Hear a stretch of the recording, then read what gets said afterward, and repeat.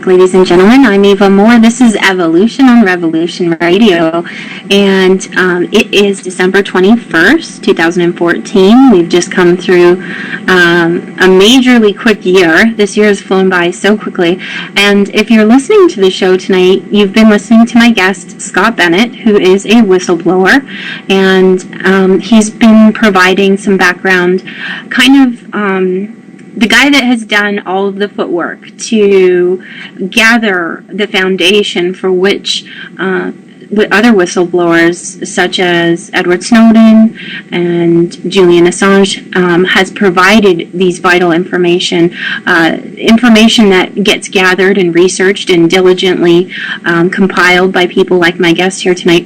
If you enjoy these shows and enjoy the freedom of information that you're receiving tonight, please take the time to support Revolution Radio and our sister station, Wolf Spirit Radio, that we are simulcasting on, and as well your hosts and my guest. So if you're interested in finding out more about what Scott Bennett has diligently compiled, he has now offered the reports that he submitted to, I believe, Congress and many, many more people that were in powerful positions to make an effect change with this information at their fingertips, and they failed to do so. So for the people, it is up to us to start to, now that we have channels such as Revolution Radio, to gather testimony from very amazing Americans who have done their due diligence.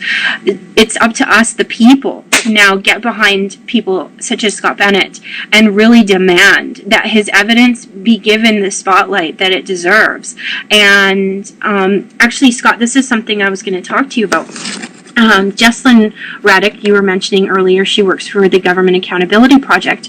Well, something I was thinking about is perhaps we could get a petition together that would facilitate the people, giving the people means to get behind you, to really drive this forward, because really that's what's needed. Is the demographics need this information at their fingertips, and we need to get them to start to feel like they have a voice as well in empowering you. Yeah, I think that's a good idea. We've been pondering that, and Greg Morse, who I've been working with, who is a brilliant old Navy F-4 pilot who has brought in the entire mortgage scandal, the mortgage crisis, and how a lot of the derivatives and the mortgage escapades of 2008 were actually used in a lot of banking, funny business, and a lot of things that were skimmed off the top have went into black budgets and wound up funding a lot of ISIS issues. He and I have put together a petition along those lines on his website, saveourfamilyandhome.com. So it's something that we definitely, in the new year, we want to even run further with.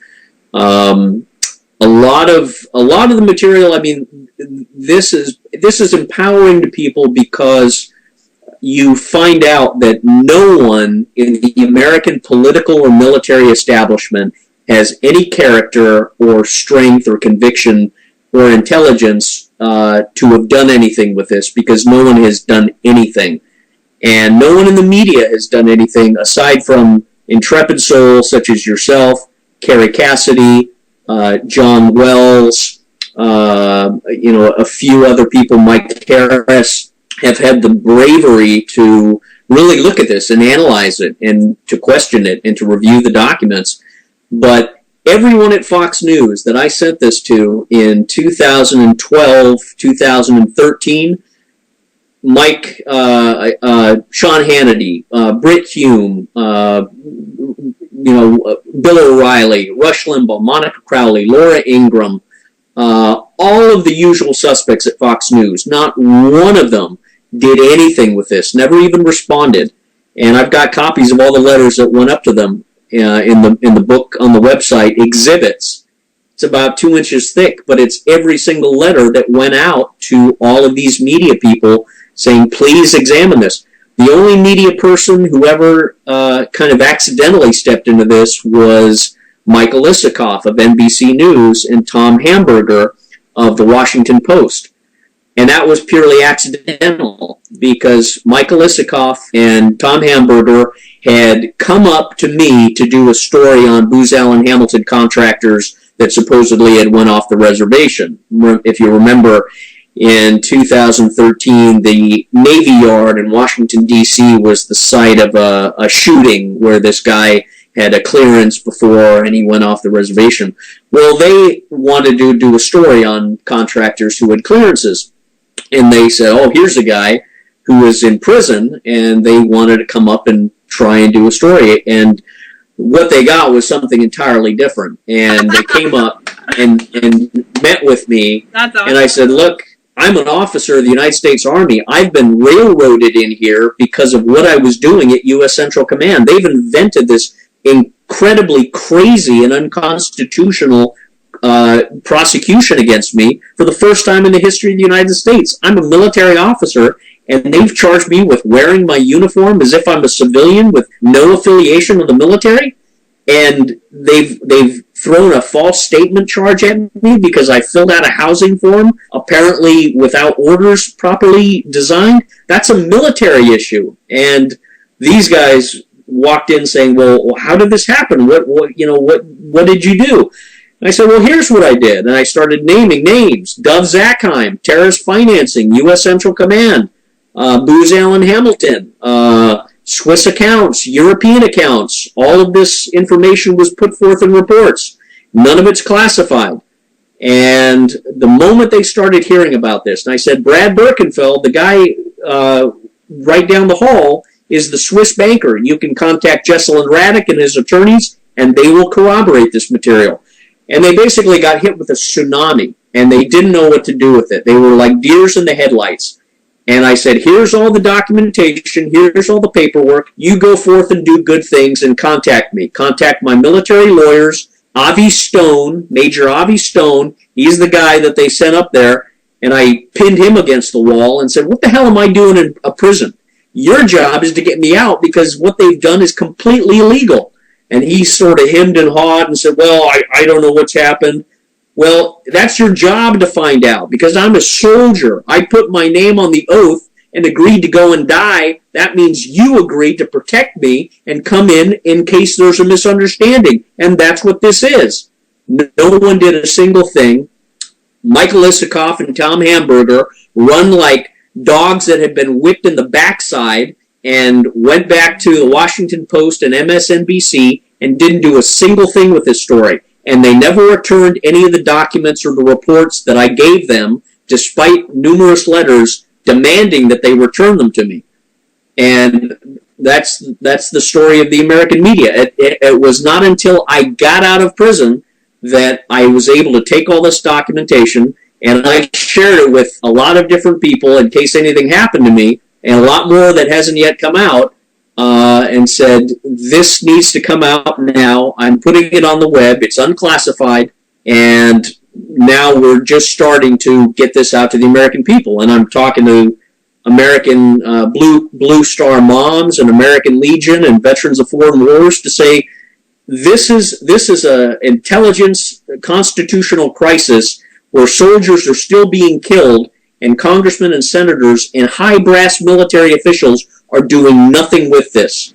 Hold them to account. If anyone is wearing the uniform, you need to step in and say, what are we doing about Swiss bank accounts? Because if I'm being deployed, I want to make sure I'm not going to get blown up by a bomb that's been bought and paid for through a Swiss account. Right. And that's actionable intelligence. Mm-hmm. So recently there was an investigation into HSBC Mexico where basically testimony came forward that HSBC in Mexico was laundering finances through their accounts to like Iraq, Syria, Libya, to facilitate the purchasing or the laundering of money. It goes in the threes. It's drugs, guns, and the laundering of money, and the fourth would be the sex trade. Yes. And this is really what props up the American dollar as well, and it's nasty. And so what I'm most grateful for about this show tonight is we simulcast through the UK, and so what this is a means to let the international community know that the propaganda that is perpetrated about the American people is just as false as the propaganda that the media perpetrates inside the borders of the United States to inundate the American people with false information. And so what I'm most happy and honored is to be a conduit for you to reach an international community and to really let the world know that there are good Americans doing their job that are willing to go to jail and sacrifice 3 years of their lives and potential, capability to find work now as a felon, the damage that it takes on your loved ones and your health, because let's be honest, you saw yourself that people get small injuries inside of prison and do not get the necessary care that would, normally make it an inconsequential injury that then prolongs into something much more serious.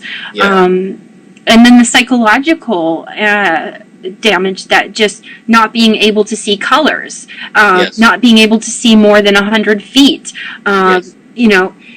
not having a sense of touch, like just being able to hug somebody and feel safe.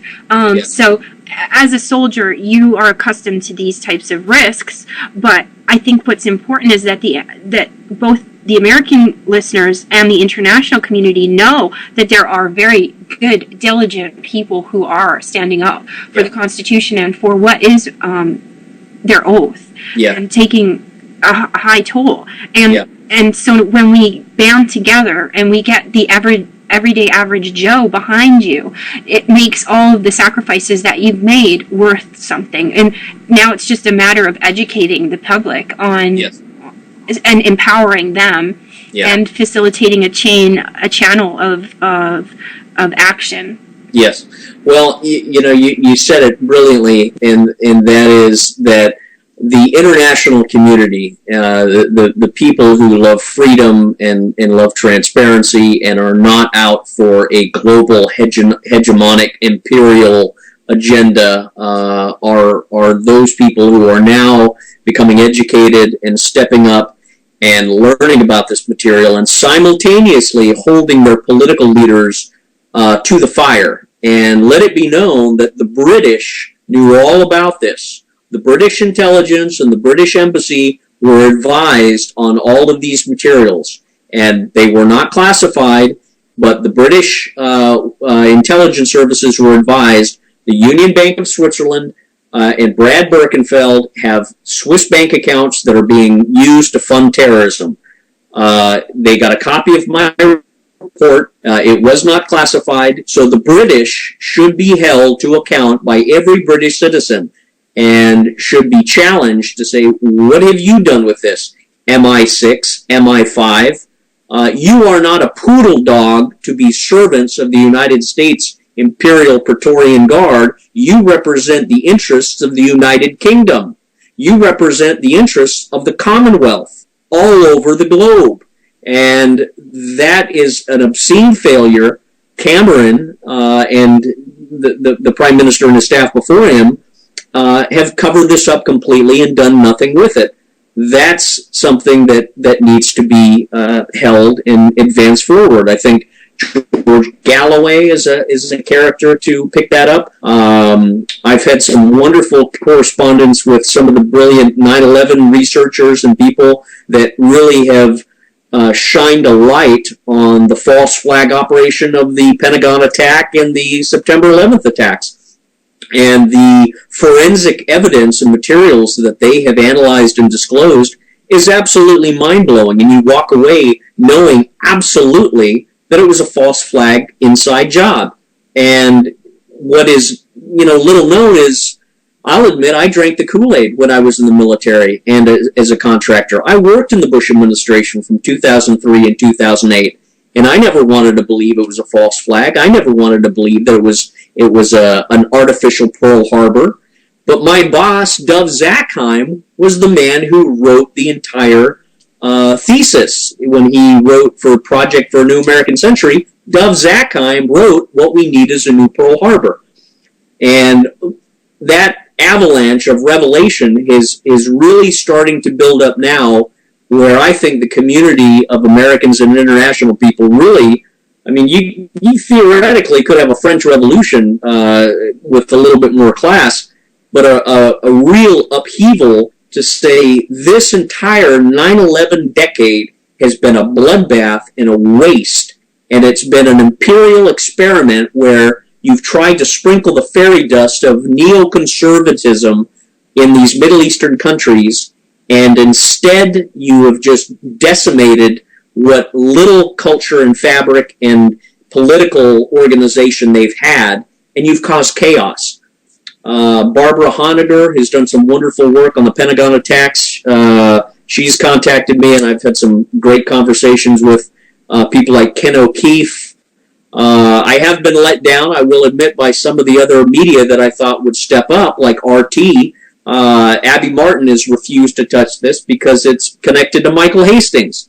Michael Hastings got a copy of my report and my letters and was looking into the connection between Stanley McChrystal and the psychological operations community because he knew very well that PSYOP, psychological operations, is part of the entire strategic communications agenda to smother and blanket the American airwaves and international airwaves with the message that terrorism is at the front door. If we don't have a, threat level Homeland Security orange, we could have a smoking gun and a mushroom cloud. All that is propaganda.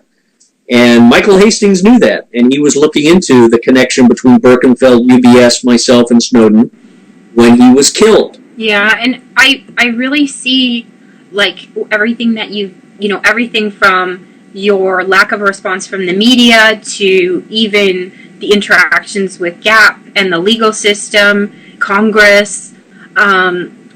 It to me is just that textbook primer that Naomi Wolf talks about in her studies of how to close an open society.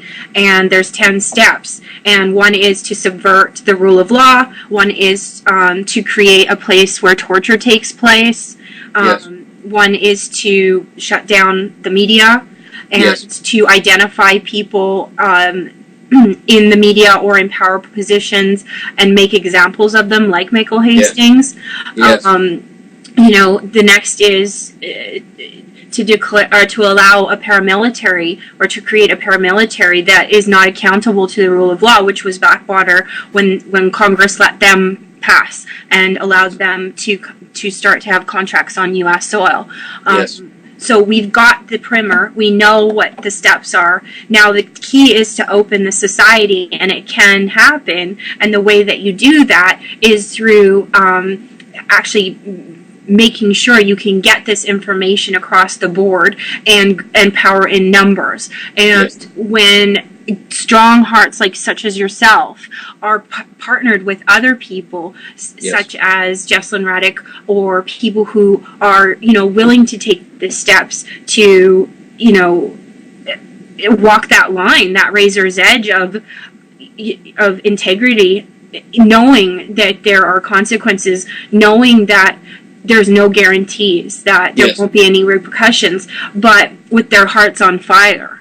And Yes. so, seriously, you are a shining example of what it means to be an American and somebody who is on this earth as a global member of a new society that stands for integrity no matter what. Mm-hmm. And it's just a blessing that at this time we have the internet to facilitate your message. Yes. Yeah. One of the questions, go ahead. That's exactly the heart is I haven't done a single thing by my own strength. My faith is in my Lord and Savior Jesus Christ. God is my Father in heaven who's given me every ounce of energy, every thought, every articulation of truth, every connection that I've ever made. the stamina to get through the 10 hours of torture that I endured at the hands of the American military, the stamina to get through the solitary confinement and the shackles and the trauma that they've put me through. The only thing that got me through was God strengthening me and realizing I'm going through this fire for a purpose, to come out on the other side and say, it's not me, it's not my strength, I didn't engineer this, I didn't plan this, I just was obedient and did, go forth and send me, here am I, Lord. And I've tried to humbly do that every step of the way. And everything I say and everything I write and any person I come in contact with, I always share with them, it is not about me, it is about God in leading this forward, and just being truthful and being honorable in speaking the honest truth.